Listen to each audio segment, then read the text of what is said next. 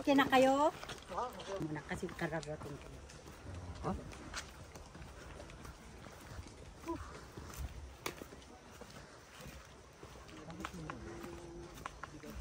Station? Upside down. Mouse, kukulangin. Battery. Kung kaya namin ma'am. Pumbukas pa yung battery.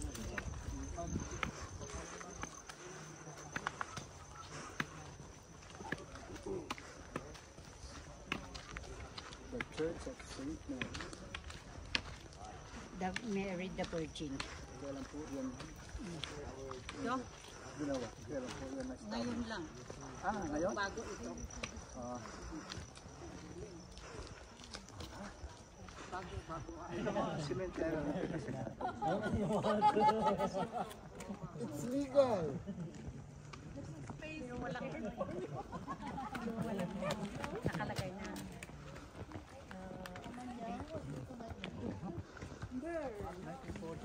2009, bago sila. Bakante. Pero bakit may bakante? Pag may Yan po namatay, talaga, yan po ay talagang para nakaabang siya sa asawa. Kasi ito, isang pare. Isang pare ito. Kami dito pala, di ba Katolik kayo? Katolik, di ba? Kami dito sa Sagada, ang Aglipay. Kayo Katolik kayo, di ba? Ayan po, mag-asawa ang pare namin. Pwedeng mag-asawa ang babae. Magpare. Kayo hindi pwede, di ba? Dito, itong pulo na ito ay talagang isang pare. Tapos, noon sabi niya, siya po ay mahiling nagbabalot ng kumot, di ba? Ng patay noon. Pero sabi niya, kung sakaling mamatay ako, pwede akong maisabit dito sa kanya. Pero hindi panayagan ng mga ninuno namin dahil sa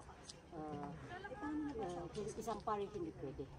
Tapos nag-request na siya dito. Para pa nalagyan pa siya ng salamin. Tapos sabi niya, sige, request ako dito para dito ako.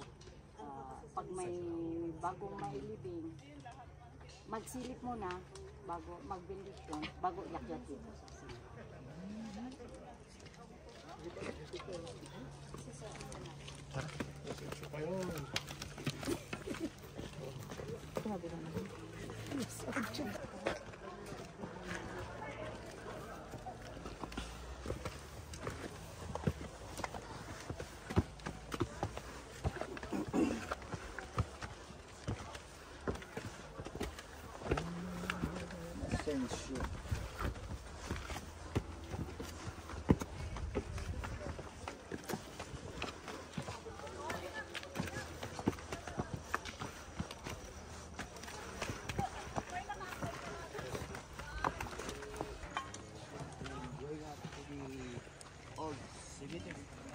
yung sa member ng Sakya, ito di ba dito na?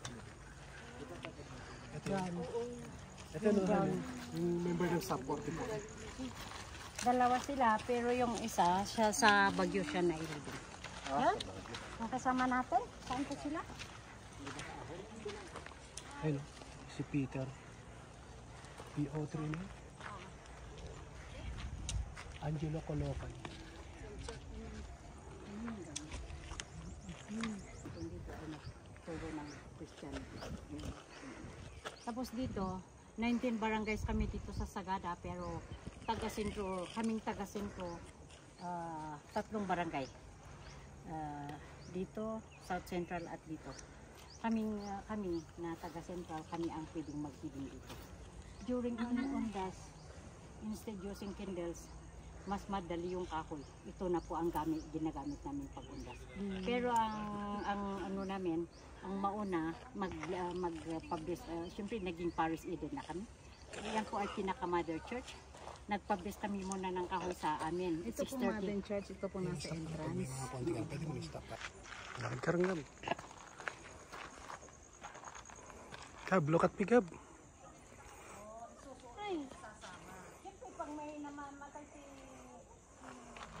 Lakad Gab.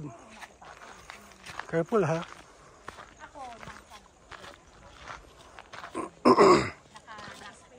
Oo, careful. Well, ito yung masarap sa trekking. You will totally enjoy talaga to be close with the nature. Grabe, panalo to. Ito yung binabalik-balikan kong lugar sa Sagada. Siguro mga pang-4 na beses ko na itong balik dito. Talagang hindi ako nagsasawa na makita at ma-enjoy itong view na to. Talagang the best. Talagang wala akong masasabi. This is one of the best na nature or scenery na makikita mo sa Sagada. Actually, ito yung easiest part kasi pababa ito eh. Going to Hanging Coffin. Kaya medyo exciting pa yan, pababa pa yan. Madali pa at hindi nakakapagod.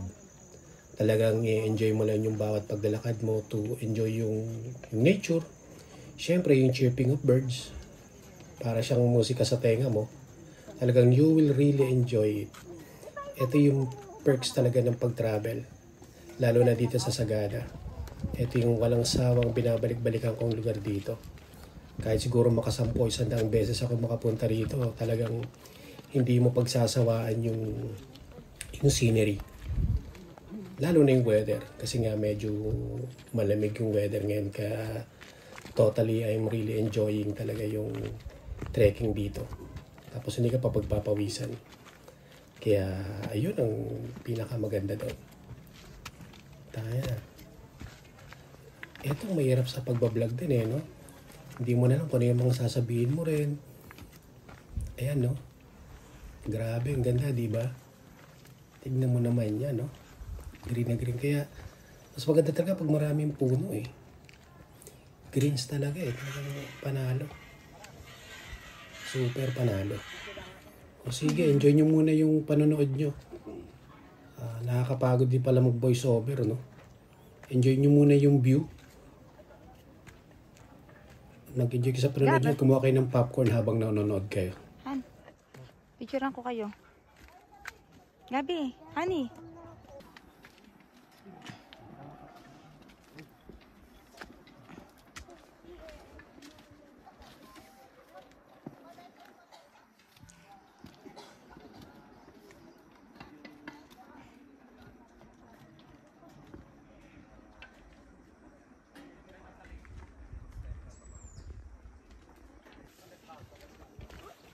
Si daddy nakaaba ko, nagbibideo ako Titingnan ko. Napapa-open ko lang camera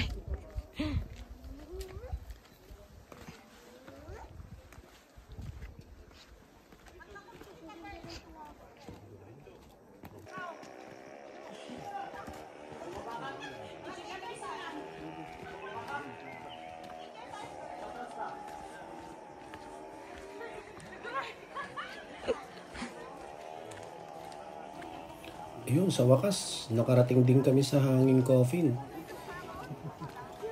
Grabe talaga. Ang daming tao. Eto, mahirap sa ganitong travel Kapag sobrang daming turista. Siyempre, kanya-kanyang diskarte yan para sa picture-picture. Go! Actually, at this point, buti na lang kokonti pa lang kami dyan. Go, Gap! Mamaya bubuhos yung tao dyan So, pahirapan na uli yung Taas pa, taas. pag-picture. Pero before nung unang utsenta dito, wala pang harang yan So, nakakalapit kami ron. Wow! Ngayon, hindi na hinarangan lang. Which is actually good para at least protection ng talaga yung area. Kasi maraming irresponsableng turista rin Kasi madadala mo, may mga basura. Gawa nga ng mga irresponsableng turista na imbis na pangalagaan yung kalikasan, dinudumihan pa. But anyway, ayan, enjoy lang yung view. Sobrang ganda, panalo talaga.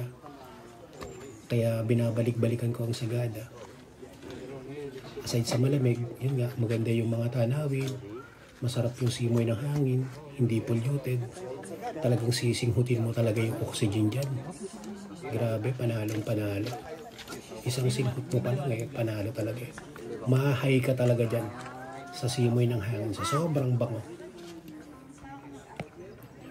Sige, baka background music muna tayo kasi nakakapagod din pala itong voice over na to. Lalo na kung wala ka namang script talaga, kung ano lang talaga yung maisipan mo, yun lang ang sasabihin mo talaga Kaya back to background music tayo. In 3, 2, 1, go!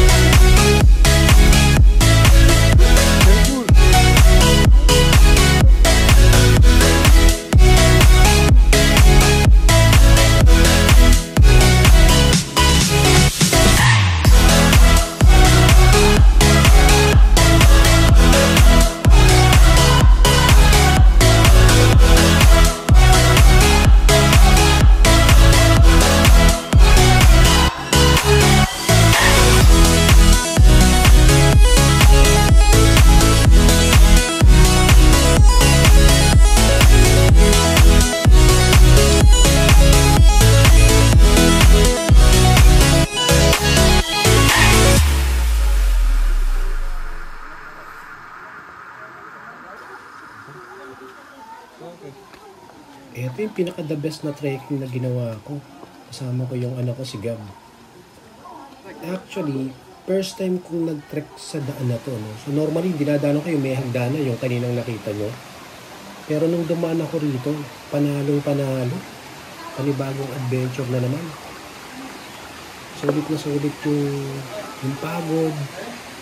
Kahit yung binayad mo sa guide mo. Kasi talagang, wow. Panalo talaga, super. Ito yung pinaka-highlight palagi ng pagbabakasyon ko palagi o pagka-travel ko, yung hiking, trekking, lalo na dito sa Sagada. Grabe, yung una nga palang caffeine. Sabi sa amin yung mga lokal dyan. Grabe, panalo talaga dito sa Sagada. Super sarap. Super. Panalo talaga. Kahit nakakapagod, hinaling ka, kahit hingal kabayo na, okay lang.